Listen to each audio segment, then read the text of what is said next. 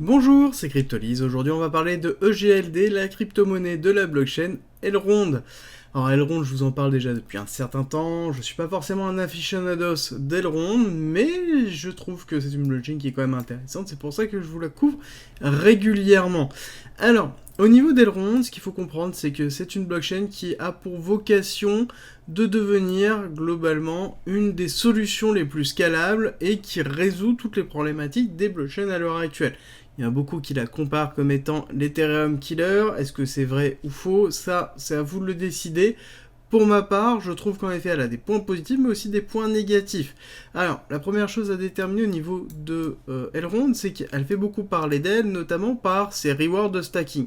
C'est-à-dire que le fait de créer un node en tant que validateur vous permet de toucher à peu près entre 20 et 22% de reward annuel sur du stacking de EGLD. Donc c'est très rentable d'être validateur sur notamment Elrond, donc c'est une des raisons pour lesquelles il y a un engouement très fort qui est effectué déjà par celle-ci. L'autre chose, c'est que nous avons une fonctionnalité, c'est que elle est scalable à travers un système de sharding très fort.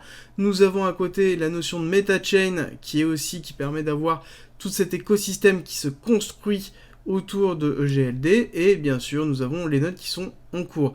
Nous avons EGLD qui a son propre virtual machine qui permet de créer des smart contracts dans les langages que l'on souhaite et les intégrer directement.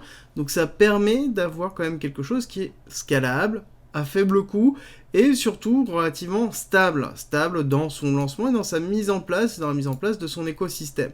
Bien que, en effet, il y a eu des problématiques, mais comme on peut retrouver sur chacune des blockchains qui se lancent, et en tout cas qui sont en cours de construction, parce que c'est encore, ne l'oublions pas, une technologie en cours de maturité et qui est en train de se développer, donc il faut lui laisser le temps de le faire.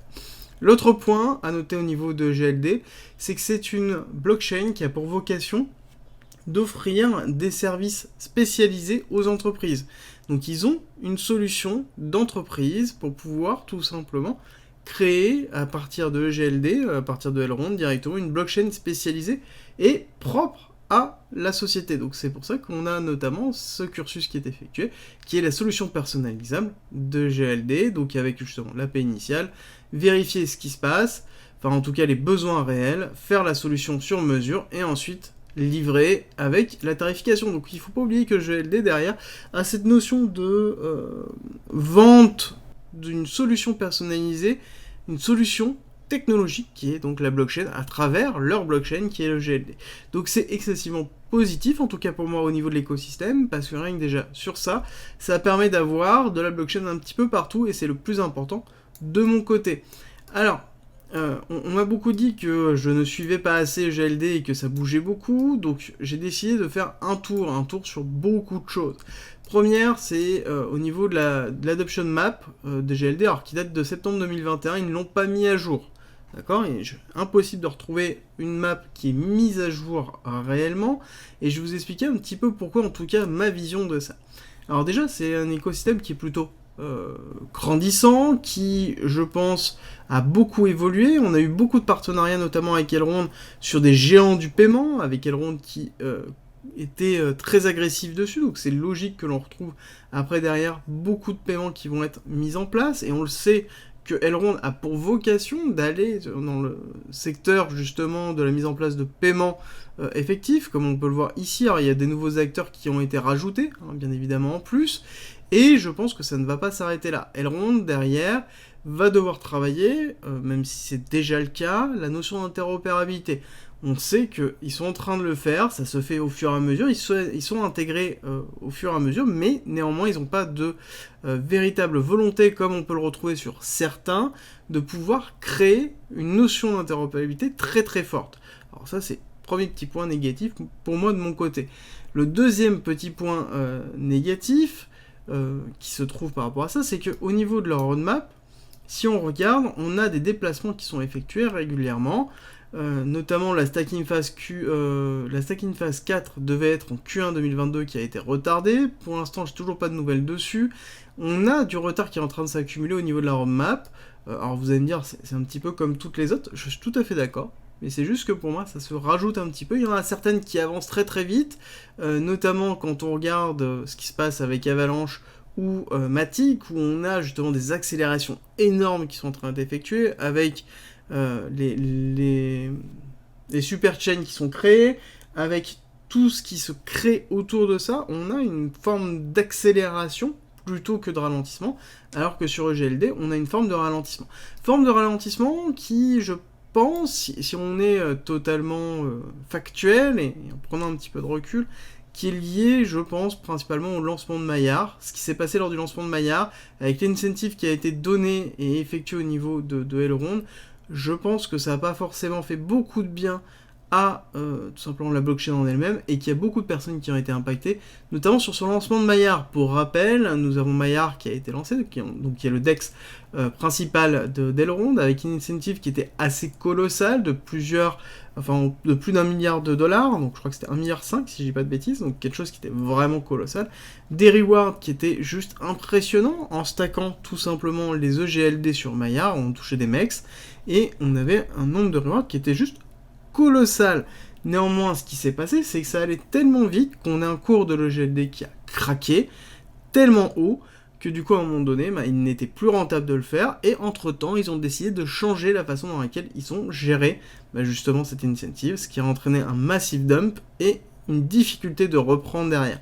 À côté, c'est cumuler un certain nombre d'autres problématiques au niveau d'Elrond, au niveau de la stabilité, alors, qui est rien de très dur, qu'on soit d'accord, mais qui ont, je pense, impacté un petit peu la crédibilité, et en tout cas l'image que pouvait avoir Elrond, parce que Elrond, quand on regarde un petit peu l'image factuellement de septembre 2021 d'Elrond, c'était quelque chose qui était en mode fusée, et quand on regarde justement plutôt décembre 2021, c'est plutôt quelque chose où ça ressortait négativement. Ce qui est dommage parce que le projet en lui-même est excessivement intéressant. Est-ce que c'est une blockchain, en tout cas de mon côté, que j'ai dans mon portefeuille? J'ai très très peu d'Elrond, voilà.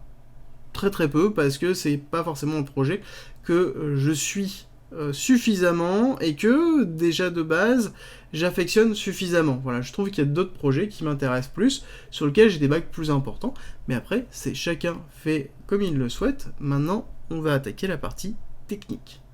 Je t'annonce une énorme nouvelle, il va y avoir encore plus de contenu sur le Discord, avec notamment l'ouverture de la partie premium du Discord. Concrètement, c'est quoi? C'est plein de guides, que ce soit écrits ou vidéo, il y a plus de 50 vidéos, pour apprendre tout des cryptos, que ce soit pour investir, faire du trading, comprendre la technologie, faire de la DeFi.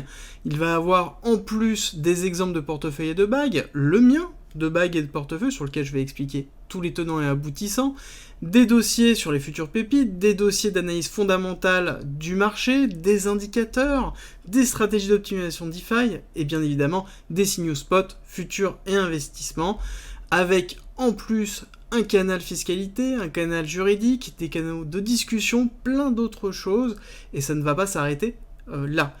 Si tu veux plus d'informations, je t'invite à regarder la vidéo explicative en commentaire et à rejoindre le Discord. À très vite. Si tu aimes mon contenu, like, partage et abonne-toi, ça m'aide énormément.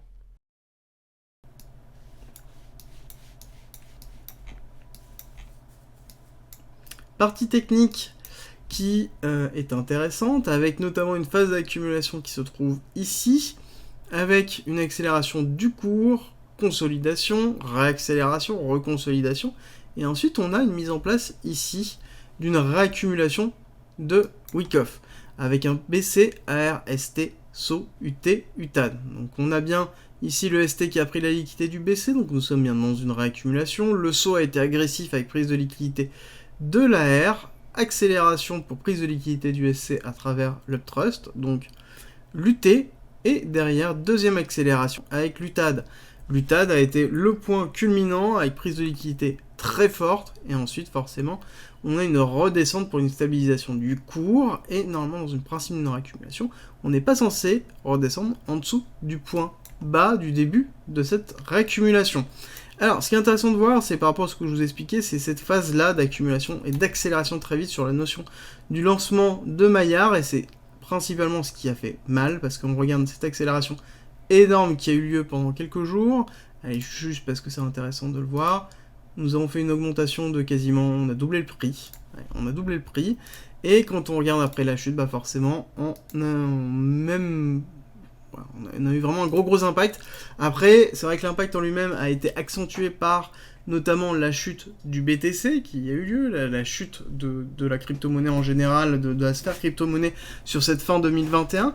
Mais néanmoins, on retrouve que un EGLD qui en lui-même a quand même chuté en amont et qui a souffert plus que les autres, je pense, de cette chute de la crypto-monnaie, parce que déjà de base ils étaient surcotés et qu'il y a eu un problème fondamental sur le lancement de Maillard, et donc derrière, ce changement d'incentive a créé le dump très fort, une accélération du dump qui a été effectuée. Ce qui est intéressant de voir, c'est que du coup sur cette réaccumulation, nous avons eu bien l'UTAN, la chute de l'UTAN, qui a entraîné principalement ici une réaccumulation qu'on va aborder maintenant. Donc on a une belle réaccumulation qui est en cours, avec ici le PSI, le SC, donc l'arrêt de la tendance baissière, donc le selling climax. On a fait l'automatic rally avec accélération et prise de liquidité notamment du PSI, un second test de la partie basse, deuxième test de la partie haute, donc pour l'instant on est dans une schématique classique, et là nous avons fait le STB, du coup, qui est une prise de liquidité du SC. Donc on est descendu, prendre la liquidité du SC, on a récupéré notamment cette liquidité, donc qui est positive pour une fin d'accumulation.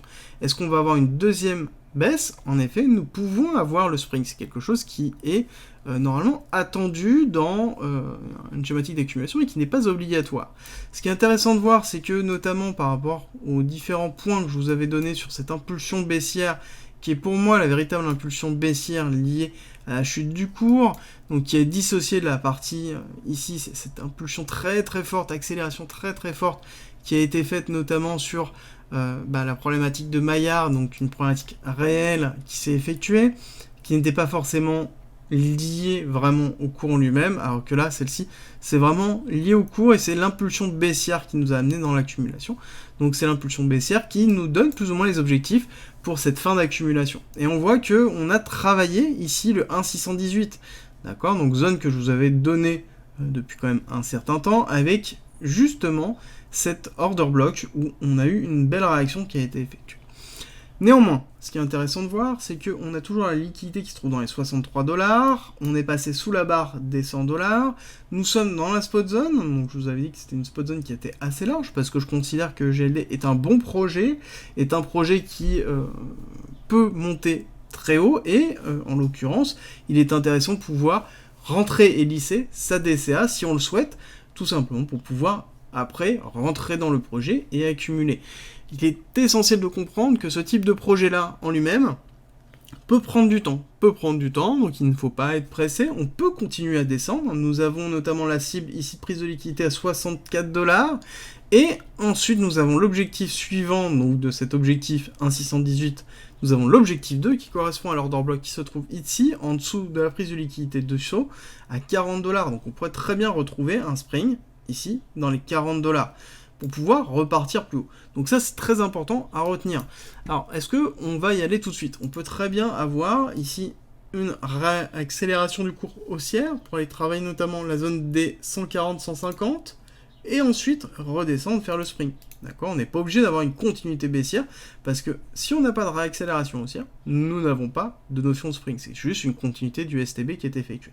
Parce que le spring doit avoir impérativement une réaccélération haussière effective avec prise de liquidité haussière, donc sur des niveaux d'inducement réels, donc par exemple 141 ici, ou pourquoi pas plus haut encore dans les 160, pour pouvoir ensuite rebaisser. Qu'est-ce qui va nous dire qu'on a terminé cette accumulation? Globalement, c'est l'élément important à retenir, c'est que nous devons avoir un break of structure qui doit être à minima celui-ci. Qui doit être à minima sur la zone des 215$, qui est notamment un break de l'AR fort ici. D'accord, donc il y a un niveau qui est consolidé par le PSI, l'AR, avec notamment cette mèche qui a été juste impressionnante, effectuée et qui a été d'ailleurs totalement ravalée et vendue. Et ensuite, nous avons le deuxième AR, qui est une consolidation de cette zone effective de break of structure. Donc on sait qu'on a un marché qui travaille beaucoup cette zone-là, donc une cassure et une validation de cassure de cette zone-là entraînera une première validation de cette accumulation. Validation dont on a besoin pour pouvoir continuer.